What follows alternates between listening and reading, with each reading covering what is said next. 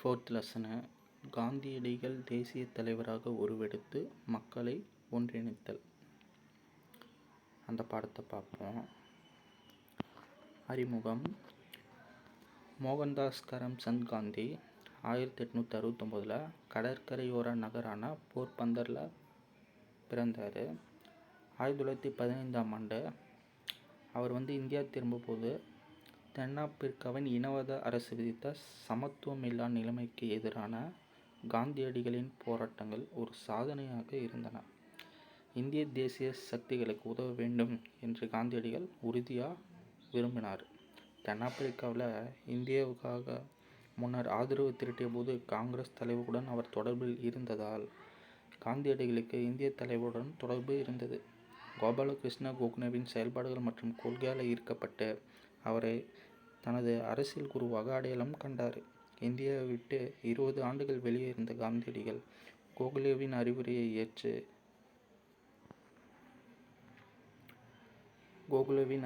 ஏற்று இந்தியா திரும்பியவுடன் நாட்டு நிலைமையோடு தன்னை பொருத்தி கொள்ளும் விதமாக நாடு முழுவதும் ஓராண்டு காலத்துக்கு பயணம் மேற்கொண்டார். அகமதாபாத்தில் சபர்மதி ஆசிரமத்தை நிறுவிய அவர் தன்னாட்சி இயக்கம், ஹோம் ரூல் உள்ளிட்ட அரசியல் இயக்கங்களில் தீவிரமாக பங்கேற்கவில்லை. தென்னாப்பிரிக்காவில் இருந்தபோது இனவாத அடிப்படையில் செயல்பட்ட அந்நாட்டு அரசுக்கு எதிராக சத்தியம், உண்மை, அகிம்சை, வன்முறையற்ற தன்மை ஆகியவற்றின் அடிப்படையில் சத்தியாகிரக போராட்டத்தை படிப்படியாக உருவாக்கினார். தீமை மற்றும் அநீதிகளுக்கு எதிராக போராடிய போதிலும் ஒரு சத்தியாகிரகி தனது மனதில் அமைதியை நிலைநிறுத்துவதோடு தவறு செய்தவரை வெறுக்கக்கூடாது. எதிர்ப்பின் பாதையில் ஒரு சத்தியாகிரகி சிரமங்களை ஏற்றுக்கொள்வார் மற்றும் அவரது நடவடிக்கையில் வெறுப்புணர்வுக்கு இடமில்லை. அகிம்சையும் உண்மையும் தைரியமானவர்கள் மற்றும் அச்சமற்றவர்களின் ஆயுதமாக விளங்கும். அவை கோழைகளின் ஆயுதங்கள் அல்ல. எண்ணப்போக்கு மற்றும் பழக்கம், நம்பிக்கை மற்றும் செயல்பாட்டுக்கிடையே காந்தியடிகளுக்கு எவ்வித வேறுபாடும் இல்லை. காந்தியடிகளின் சத்தியாகிரக சோதனைகள். சம்பரான் இயக்கம் 1917 சம்பரானில் இருந்த விவசாயிகளின் வேண்டுகோளை ஏற்று இந்திய மக்களை ஒன்றிணைக்கும் முதல் முயற்சியை காந்தியடிகள் மேற்கொண்டார். அவர் போராட்டத்தை துவங்கும் முன் நிலைமை குறித்து விரிவாக ஆராய்ந்தார்.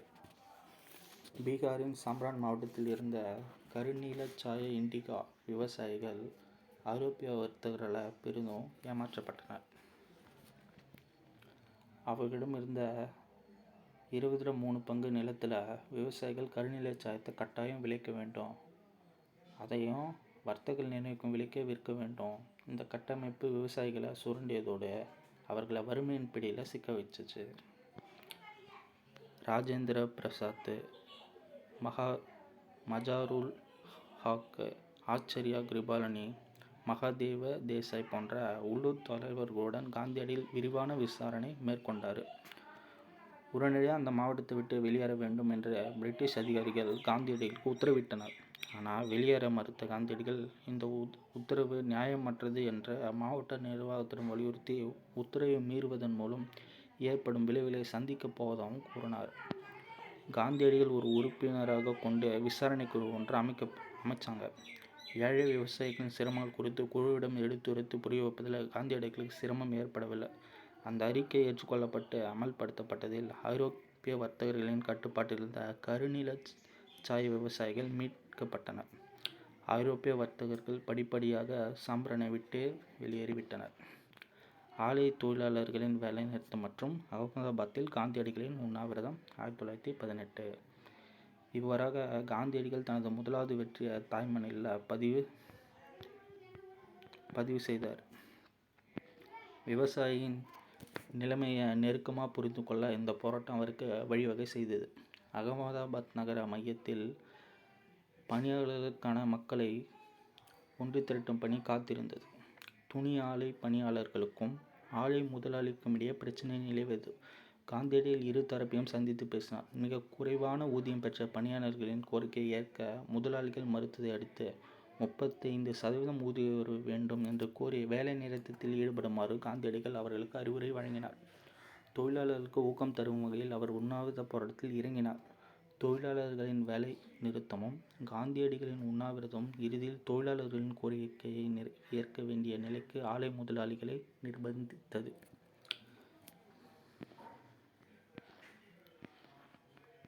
கேதா போராட்டம் 1918. கேதா மாவட்ட விவசாயிகள் பருவமழை பொய்த்ததன் காரணமாக சிரமத்தை சந்தித்தனர். 1918 நில வருவாய் வசூலை ரத்து செய்யுமாறு காலனி ஆட்சி நிர்வாகத்திடம் அவர்கள் கோரினர். அரசின் பஞ்சகால விதிப்படி பயிர் சாகுபடி சராசரியாக 25%க்கும் குறைவாக இருந்தால் பயிரிடுவோர் முழு நிலவரி ரத்துக்கு தகுதி பெறுவர். ஆனால் நிர்வாகத்தினர் இவ்விதியை அமல்படுத்த மறுத்துவிட்டு முழுமையாக பணத்தை செலுத்துமாறு துன்புறுத்தினர். பிளேக் நோயாலும் அதிக விலையேற்றத்தாலும் பஞ்சத்தாலும் பாதிக்கப்பட்ட விவசாயிகள் காந்தியடிகள் உறுப்பினராக அங்கம் வகித்த இந்திய பணியாளர் சங்கத்தை உதவி கோரி அணுகினர். ஏழை விவசாயிகள் சார்பாக விதல்பாய் பட்டேலுடன் இணைந்து தலையிட்ட காந்தியடிகள் பணம் செலுத்துவதை நிறுத்திவிட்டு இந்த எதேச்சதிகாரம் மற்றும் பழிவாங்கும் நடவடிக்கையை எதிர்த்து சாகுமுறை போராட்டம் நடத்துமாறு அறிவுறுத்தினார். இளம் வழக்கறிஞரான வல்லபாய் பட்டேலும் இந்துலால் நாய்க்கும் காந்தியடிகளுடன் இந்த இயக்கத்தில் இணைந்து விவசாயிகளை உறுதியாக இருக்குமாறு வேண்டினர். பயிர்களை எடுத்துக்கொள்வது, போராட்டம் நடத்தியவர்களின் சொத்துக்களையும் கால்நடைகளையும் சொந்தமாக்கிக் கொள்வது, சில நேரங்களில் அவற்றில் சிலவற்றை ஏலம் விடுவது என அரசு அடக்குமுறையை கையாண்டது. எந்த விவசாயினால் பணம் செலுத்த முடியுமோ அவர்களிடமிருந்து மட்டுமே வரியை வசூல் செய்ய வேண்டும் என்று அரசு நிர்வாகத்தினர் அறிவுறுத்தல்களை வெளியிட்டனர். இதனை அறிந்த காந்தியடிகள் போராட்டத்தை விலக்கிக் கொள்ள முடிவு செய்தார். காந்தியடிகள் தலைமையில் நடந்த 3 போராட்டங்களும் இந்திய நாடு எங்கிருக்கிறது என்ற உணர்வை அவருக்கு வழங்கும் விதமாக அமைந்தது. ஏழை விவசாயிகள், இந்தியாவின் மூலை முடுக்கில் வாழ்ந்த அனைத்து வகுப்புகள், ஜாதியைச் சேர்ந்த தொழிலாளர்களின் நலனை பாதுகாக்க இந்த போராட்டங்களின் வாயிலாக காந்தியடிகள் ஆதரவு திரட்டினார்.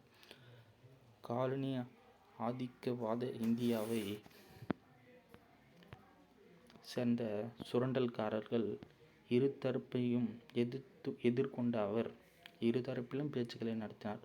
ஒடுக்கப்பட்டவர்களை ஒன்று திரட்டி அவர்களின் தலைவராகவும், அதே நேரத்தில் ஒடுக்கும் நபர்களுடன் பேச்சுவார்த்தை நடத்தும் திறனும் பெற்று ஒரு தலைவராக அவர் தன்னை நிலைநிறுத்திக் கொண்டார். அவரை மக்களின் தலைவராகவும் மகாத்மாவும் இந்த பண்பு நிலைநிறுத்தின.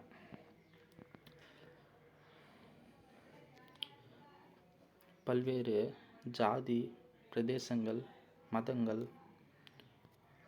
ஆகியவற்றைச் சேர்ந்த இந்தியர்களுக்கு நலப்பணியில் பயிற்சி வழங்க இந்திய பணியாளர் சங்கத்தை கோபாலகிருஷ்ண கோகலே 1905 நிறுவினார். பின்தங்கிய ஊரக மற்றும் பழங்குடியின மக்களின் மேம்பாட்டுக்காக தன்னை அர்ப்பணித்துக் கொண்ட நாட்டின் முதலாவது மதச்சார்பற்ற அமைப்பு இதுவாகும். நிவாரணப் பணி, கல்வி, அறிவூட்டல் மற்றும் இதர சமூக கடமைகளில் உறுப்பினர்கள் தங்களை ஈடுபடுத்திக் கொண்டனர். 5 ஆண்டு காலத்துக்கு பயிற்சி பெற வேண்டிய உறுப்பினர்கள் குறைவான சம்பளத்துக்கு பணியாற்ற ஒப்புக்கொள்ள வேண்டும். இந்த அமைப்புக்கு தலைமையகம் மகாராஷ்டிராவின் பூனாவிலும், சென்னை, மும்பை, அலகாபாத் மற்றும் நாக்பூரில் முக்கிய கிளைகளும் இருந்தன. மாண்டேகு ஜேம்ஸ் போர்ட் சீர்திருத்தம். இந்தியாவுக்கான பிரிட்டிஷ் வெளியுறவு அமைச்சர் எட்வின் மாண்டேகுவும் அரச பிரதிநிதி வைஸ்ராய் ஜேம்ஸ் போர்டும் இந்தியாவுக்கான அரசியல் சாசன மாற்றங்களை அறிவிக்கிறாங்க. அவையே பின்னர் 1919 இந்திய கவுன்சில்கள் சட்டம் என அழைக்கிறாங்க. மாகாண சட்டப்பேரவை பெரும்பான்மையாக தேர்ந்தெடுக்கப்பட்டவர்களுடன் விரிவுபடுத்த இந்த சட்டம் வழி செய்தது. இரட்டை ஆட்சியின் கீழ் மாகாண அரசுகளுக்கு நிர்வாகத்தில் அதிக பங்கு வழங்கப்பட்டது. இந்த திட்டத்தின் கீழ் சட்டம், ஒழுங்கு, நிதி ஆகிய முக்கிய துறைகள் ஆங்கிலேயருக்கு ஒதுக்கீடு செய்யப்பட்டு அவர்கள் அனைவரும் ஆளுநர்களின் நேரடி கட்டுப்பாட்டின் கீழ் வந்தனர். சுகாதாரம், கல்வி, உள்ளாட்சி போன்ற இதர துறைகள் இந்திய பிரதிநிதிகளுக்கு மாற்றப்பட்டது. இத்தகைய மாறுபட்ட துறைகளுக்கு பொறுப்பேற்ற அமைச்சர்கள் சட்டப்பேரவைக்கு கடமைப்பட்டவர்களானார்கள். ஒதுக்கீடு செய்யப்பட்ட துறைகளுக்கு பொறுப்பேற்றவர்கள் சட்டப்பேரவைக்கு கடமைப்பட்டவர்கள் இல்லை. மேலும் சிறப்பு மறுப்பாணை அதிகாரங்களின் கீழ் அந்தந்த மாகாணங்களின் ஆளுநர்கள் அமைச்சர்களை அதிகாரம் செய்ய இயலும். இதனால் இந்த அமைப்பு முழுவதுமே நகைப்புக்கிடமாய் ஆகின. மத்திய சட்டப்பேரவை குறித்து விவரிக்கும் சட்ட அம்சம் 2 அவைகளுடன் இரட்டை அடுக்கு சட்டப்பேரவை மற்றும் மேலவையை உருவாக்கியது. மத்திய சட்டப்பேரவையில் இருந்த 144 மொத்த உறுப்பினர்கள் 41 உறுப்பினர்கள் நியமனம் செய்யப்பட வேண்டும். மாநிலங்களவை என்றழைக்கப்பட்ட மேலவையில் மொத்தம் இருந்த 60 உறுப்பினர்களில் 26 நபர்கள் நியமனம் உறுப்பினர்களாக இருந்தனர். கவர்னர் ஜெனரல் மற்றும் அவரது நிர்வாக கவுன்சில் மீது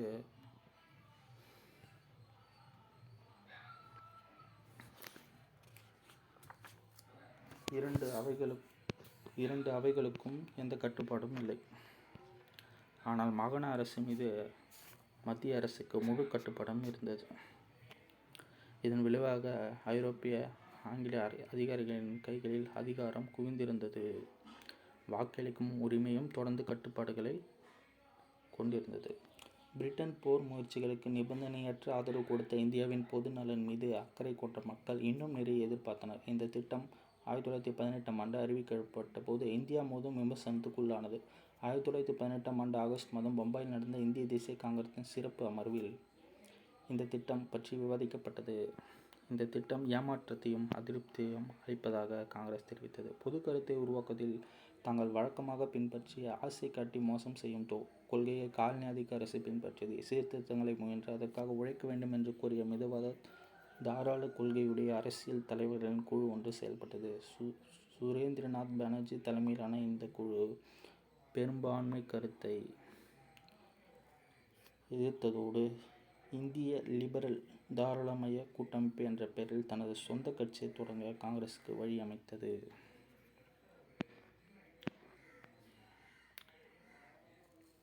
பிராமணர் அல்லாதோர் இயக்கம் பல்வேறு அடுக்கு கொண்ட இந்திய சமூகமும் அதனுள் இருந்த முரண்பாடுகளும் உயர் வகுப்பு ஆளுமையை கேள்வி கேட்கும் ஜாதி அமைப்புகள் மற்றும் இயக்கங்கள் தொடங்க ஏதுவாக அமைந்தது. உற்பத்தியின்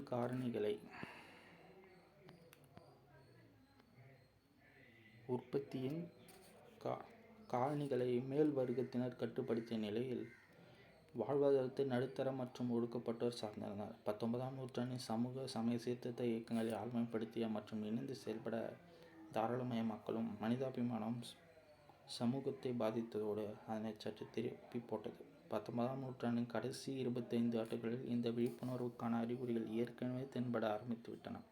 வங்காளத்திலும் இந்தியாவிலும் கிழக்கு பகுதியில் தொடங்கப்பட்ட நாமசூத்ரா இயக்கம், இந்தியாவின் வடமேற்கு பகுதியில் தொடங்கப்பட்ட ஆதி தர்மா இயக்கம், இந்தியாவின் கிழக்கு பகுதியில் தொடங்கப்பட்ட நாமசூத்ரா இயக்கம், வடமேற்கு பகுதியில் தொடங்கப்பட்ட ஆதி தர்மா இயக்கம்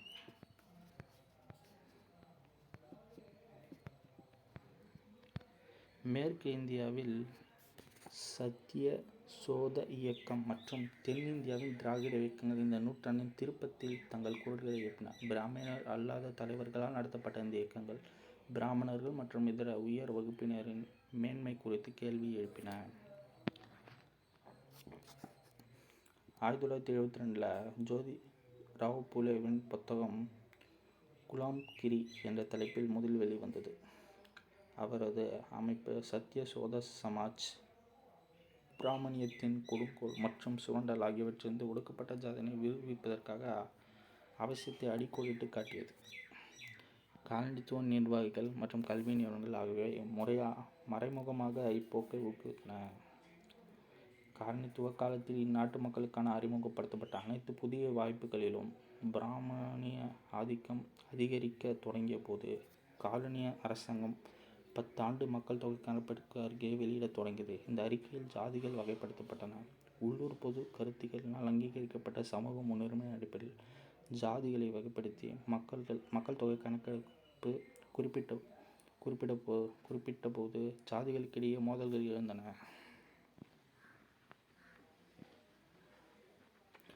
உரிமை கோரல்களும் அவற்றை எதிர்த்து உரிமையோடு மறுப்பதும் என இந்த அமைப்புகளின் தலைவர்கள் தாங்கள் முக்கியத்துவம் பெறுவதற்காக போராடத் துவங்கினர். பலர் புதிய அமைப்புகளையும் தொடங்கினர். இந்த முயற்சிகளுக்கு அப்போது உருவாகிய அரசியல் சூழ்நிலை மேலும் உதவியாக இருந்தது. சமூக அடையாளத்தை பெறுவதற்கு தங்கள் ஜாதிகளை போராட்டத்துக்கு ஒருங்கிணைக்க வேண்டும் என்ற ஜாதிகளின் முன்னணி தலைவர்கள் உணர்ந்தனர். அங்கீகாரத்தை எதிர்த்து அவர்களில் பலர் ஆண்டுகள் செல்ல செல்ல அவர்களது ஜாதி சார்ந்த மாணவர்கள் கல்வி பெற்ற நிலையில் வேலைவாய்ப்புகளை பெறவும் உதவினர். இதனிடையே வாக்குரிமை அரசியல் 1880 அறிமுகம் செய்யப்பட்டு இது போன்ற அமைப்புகளின் இடத்தை அவை நிரப்பின. ஜாதி விழிப்புணர்வு, ஜாதி ஒற்றுமை என்ற பெயரில் சமூக பொருளாதார பதற்றங்களின் வெளிப்பாடாக இந்த முடிவுகள் இருந்தன. பிராமணர் அல்லாதோர் இயக்கங்களில் இருந்து 2 போக்குகள் வெளியாகின. கீழ்நிலை ஜாதிகளுக்கு சமஸ்கிருதத்தை சொல்லிக் கொடுப்பது, மற்றொன்று அந்த காலகட்டத்தில் தீவிரமாக இருந்த ஏழைகளுக்கு ஆதரவாக அல்லது முற்போக்கு தொழிலாளர் மற்றும் விவசாயிகளுக்கு ஆதரவான இயக்கங்கள் ஆகியன செயல்பட்டன. வடக்கு கிழக்கு ஜாதி இயக்கங்கள் பெரும்பாலும் சமஸ்கிருதம் சார்ந்து, மேற்கத்திய மற்றும் தெற்கத்திய இயக்கங்கள் பிளவுபட்டு அப்போது வளர்ந்து வந்த தேசியவாத மற்றும் திராவிட இடதுசாரி இயக்கத்தை சேர்ந்து கொண்டன. ஆனால் அனைத்து இயக்கங்களும் பிராமண ஆதிக்கம் என்று குறிப்பிட்டு அதை எதிர்த்து கடுமையாக விமர்சனம் செய்தன. தங்கள் அமைப்புகள் மூலம் நீதி வேண்டி அரசிடம் கோரிக்கை வைத்தன. பம்பாய், மദ്രാஸ் மாகாணங்களில் அரசு சேவைகள் மற்றும் பொது கலாச்சாரம் சார்ந்த துறைகளில் பிராமணர்கள் தெளிவாக ஆதிக்கம் செலுத்தியதன் விளைவாக பிராமணர் அல்லதோர் அரசியலுக்கு வழிவகுத்தது. தெற்கில் இந்த இயக்கத்தின் வடிவமைப்பு சற்று வித்தியாசமாக இருந்தது. பிராமணர் ஆதிக்கத்திற்கு அதிக காரணம் அவர்கள் வெறும் 3.2% மட்டுமே மக்கள் தொகையில் இடம் பெற்றிருந்ததாலும் அவர்களில் 72% பட்டதாரிகளாய் இருந்தனர். பிராமணர் அல்லாதோர் ஜாதிகளைச் சேர்ந்த கல்வி கற்க மற்றும் வர்த்தக சமூக உறுப்பினர்களின் சவால்களை அவர்கள் சந்திக்க நேர்ந்தது. அவர்கள் தொடக்கத்தில் மேல்குடி மக்களாக இருந்ததோடு அவர்களது சவால் 1916 இறுதியில் பிராமணர் அல்லாதோர் உருவாக்கிய அறிக்கையில் எடுத்துரைக்கப்பட்டது. வரி செலுத்துவோரில் பெரும் பகுதியாகவும் பெரும்பான்மையாக ஜமீன்தார்களாகவும் நிலப்பிரபுக்களாகவும் வேளாண் விவசாயிகளாகவும் தாங்கள் இருந்த போதிலும் அரசிடமிருந்து எந்த பலனையும் பெறவில்லை என்று அவர்கள் தெரிவித்தனர். இந்தியாவை பிரித்தாளும் சூழ்ச்சியில் பிராமணர் அல்லாதோரின் உண்மையான குறைகளை பயன்படுத்தி கொள்ள காலனி ஆதிக்க அரசு முயன்றது. பம்பாய் மாகாண பிராமணோத்தர பரிஷத், மദ്രാஸ் மாகாண நீதி கட்சி ஆகியவைகளுக்கு இது குறைந்தபட்சம் 1930 வரை பொருந்தியது. தீவிரமான தலித் பகுஜன் இயக்கம் அம்பேத்கர் தலைமையிலும் சுயமரியாதை இயக்கம் தந்தை பெரியார் ஈ.வே. ராமசாமி தலைமையிலும் உருவாகி சமூக நீதி சார்ந்த அடிப்படை மாற்றம் கோரும் இயக்கங்கள் இந்த 2 பகுதிகளிலும் செயல்பட்டன.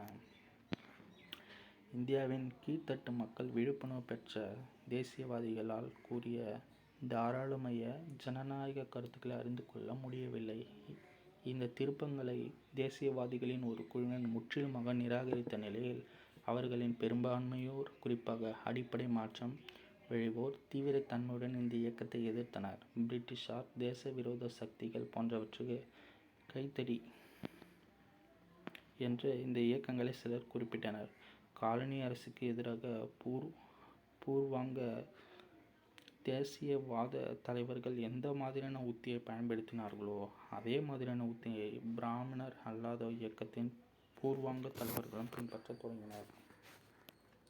ஒத்துழையாமை இயக்கம், ரவுலட் சட்டம் மிதவாத தேசியவாதிகளுக்கு முக்கியத்துவம் தருவதும் தீவிர தேசியவாதிகளை தனிமைப்படுத்துவதும் பிரிட்டிஷாரின் கொள்கையின் ஒரு பகுதியாக இருந்தது. 1919 இந்திய கவுன்சில்கள் சட்டம் மற்றும் ரவுலட் சட்டம் ஆகியன ஒரே ஆண்டில் இயற்றப்பட்டன. உலகப் போர் நடந்த காலகட்டங்களில் தீவிர தன்மையுடையோர் மற்றும் தேசபக்த புரட்சியாளர்களுக்கு எதிரான அடக்குமுறை நடவடிக்கைகள் தொடர்ந்தன. பலர் தூக்கில் தொங்கவிடப்பட்டனர் அல்லது நீண்ட காலத்துக்கு சிறையில் அடைக்கப்பட்டனர். பொதுவாக மக்களிடையே போராட்ட எண்ணம் வலுத்த நிலையில் இன்னும் பல அடக்குமுறை அதிகாரங்களுடன் தன்னை பலப்படுத்திக் கொள்ள அரசு விரும்பியது. மத்திய சட்டப்பேரவையின் ஒவ்வொரு உறுப்பினரும் இந்த மசோதாவை எதிர்த்த நிலையில் 1919 மார்ச் மாதம் ரவுலட் சட்டத்தை அரசு நிறைவேற்றியது. எந்தவித நீதிமன்ற விசாரணையுமின்றி எவரையும் சிறையில் அடைக்க அரசுக்கு இந்த சட்டம் அதிகாரம் அளித்தது. காந்தியடிகளும் அரசு சாக்களும் அதிர்ச்சி அடைந்தனர். காந்தியடிகள் நிறுவிய சத்தியாகிரக சபை இந்த சட்டத்தை மீறுவது என்று முதலாக உறுதியேற்றது. கூட்டங்கள், அந்நிய துணிகளை புறக்கணிப்பது, பள்ளிகளை புறக்கணிப்பது, கள்ளுக்கடைகளுக்கு முன் ஆர்ப்பாட்டங்களை நடத்துவது, மனுக்கள், போராட்டங்கள் ஆகிய பழமையான ஆர்ப்பாட்ட முறைகளை கைவிட்டு புதுமையான முறை பின்பற்றப்பட்டது. தொழிலாளர்கள், கைவினைக் கலைஞர்கள், விவசாயிகள் ஆகியோரின் பெரும் பங்கேற்புடன் சத்தியாகிரகம் என்ற ஆயுதம் பயன்படுத்தப்பட்டது. காதி இதன் அடையாளமாகவும் பின்னர் தேசியவாதிகளின் உடையாகவும் மாறிப்போனது. மக்கள் விழிப்புணர்வு அடைந்து அரசியல் பணிகளில் தீவிரம் காட்டினால்தான் இந்தியாவில் சுயராஜ்யம் என்பது நடைமுறைக்கு வரும். 1919 மார்ச், ஏப்ரல் மாதங்களில் ரவுலட் சட்டத்துக்கு எதிராக வேலை நிறுத்தத்தை கடைபிடிக்குமாறு காந்தியடிகள் அழைப்பு விடுத்தவுடன் நாடு முழுவதும் ஊக்கம் பிறந்தது. இந்துக்களையும் முஸ்லிம்களையும் ஒருங்கிணைந்த கிலாபத் இயக்கத்தையும் இத்துடன் இணைத்தனர்.